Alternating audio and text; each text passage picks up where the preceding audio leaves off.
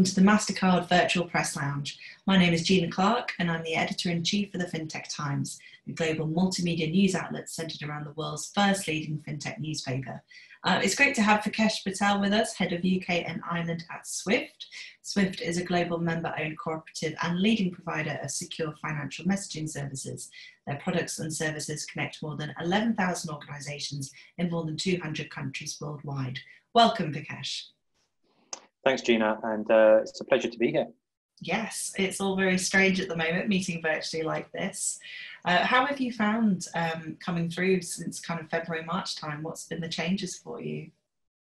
So I think like a lot of people, we're as an organisation adjusted pretty well to the new norm. Working remotely, collaborating over new medium, using new bits of technology and apps like House Party and others that have just sprung up that no one would have known about, a few months ago. It's amazing the ingenuity of people to stay connected, to get business done, to think creatively about how they might kind of best serve our customers.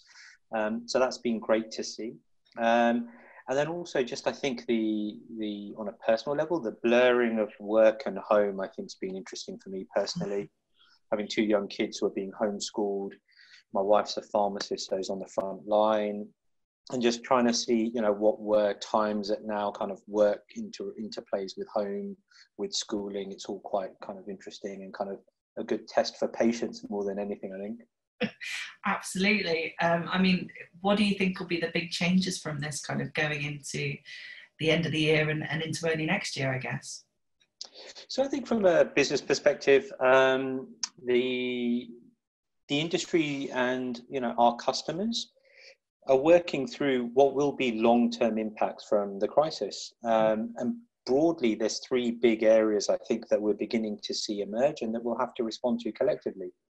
I think, before going into that, the environment at the moment is first and foremost a harrowing kind of loss of life. And, on a personal level, it's just sad to see the impact it's having on people nearest and dearest to us, and, how it's changed some of our, behaviors. But going back to kind of from a business perspective, I think, macro terms, I think, we're seeing investment support that the governments around the world have been putting in starting to be tapered off. That will then bring its own pressure in terms of, how does some of that lending get paid back? How do organizations who are now stepping into the foreground as those primary lending mechanisms we've known before, like banks, how are they going to respond to that? That then means how do they, secondly, as financial institutions, how do they take some of the budgeting decisions that they need to take? How do they ensure that lending goes out to the SMEs, those in the community that need it most, to drive some of the engines, the economic engines, growth, liquidity in markets, getting people back out into the workplace? And the last thing I was going to say is Swift. For us, I think, it's a validation of what we've been doing, and we're going to double down on what we've brought to the industry since 1973, we brought to kind of bring scale, security, reliability and standards.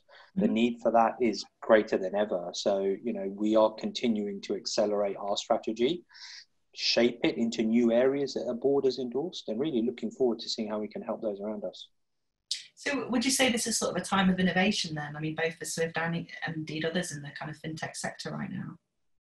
Yeah, I think it is. And, in the UK and around the world, innovation has been a very big topic for a number of years. For Swift ourselves, we talk about kind of, being a mature fintech, a grown-up fintech, innovating responsibly. And I think if you look at us, that traces back to 1973 when we had a single unifying purpose, which, like most fintechs, really, those who have really accelerated have had that single unifying mission. And for us, it was killing the telex. And once you have that, you broaden your ability to offer products and services that are of value. I think our status helps, and we continue to want to and will innovate for the good of the community, asking ourselves, what is the business process we're trying to innovate for? What is the net income? What is the return on investment? Where is the scale? And is it all secure? And if we can answer all of those, we will innovate at pace. And, you know, we have all of the skills, tooling, sandboxes that you'd expect from a provider like Swift and an organization like Swift, not only to innovate, but to offer that to the community. And in terms of kind of products and services, what do you think will be the key trends looking ahead? So I think, you know, if I look across our businesses and the ecosystem, I think, you know, front and foremost, any service or product that removes friction, that removes cost, I think will continue to be sought after, as to will products that, or services or insights for that matter, that allow you scale, and scale from a utility service that can take cost out of the many and maybe return back through a centralized service a better return. Maybe even take some of the decision making and give some discretionary capital back to organizations. And thirdly, but no less important, is the need for secure, safe, reliable platforms. And, you know, unfortunately, the bad guys are still out there. And Swift as a platform, as other, you know, and our insights to the community, a big part of those are founded on ensuring cybersecurity, fraud controls, and also preemptive checks to the community. Is there anyone you're sort of looking at right now and thinking, you know, they're doing some good things in the space? So I think, you know, we keep an eye on a lot of things. I think, you know, it would be hard to single one organization out over another.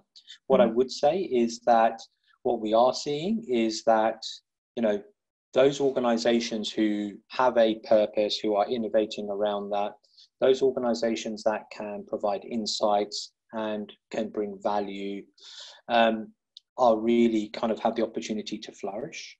We're seeing a lot of innovation around, and Swift itself is doing this, around APIs. We launched, you know, re-energized our API strategy a few years ago at pace.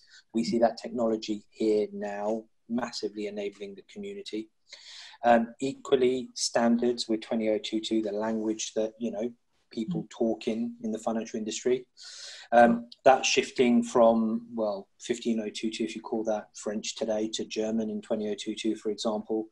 When that happens, what you'll be able to do is create some more smarter, quicker, sophisticated algorithms. So the idea and concepts and efficacy of machine learning, AI increases. So we're using that. We're seeing organizations move towards that as well. So I think, you know, those areas are front and foremost. And I mean, I guess this whole sort of virtual way that we're living in now, that's going to continue for a little bit longer, certainly. How are you finding events like this? You know, do you think this is, are you comfortable with the whole virtual scenario? Is there any thoughts you've got on that? Yeah, so I think, you know, technology-wise,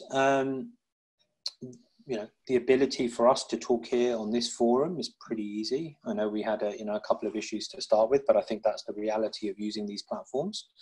And not necessarily a platform problem, but the bandwidth issue, which is a different challenge when more people are at home and using bandwidth. But if I look at what it means, so if I look at the UK, the area that I'm responsible within Swift, the technology side has worked and our engagement with our customers is pretty seamless, and as it was before. What I think we've had to focus on is kind of our own leadership and our own values.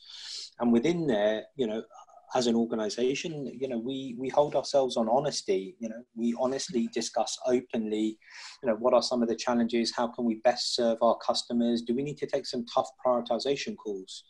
You know, we definitely look after each other and care for each other. That's a big thing and a big learning for us, you know, making sure that you stay connected, you are looking out for others.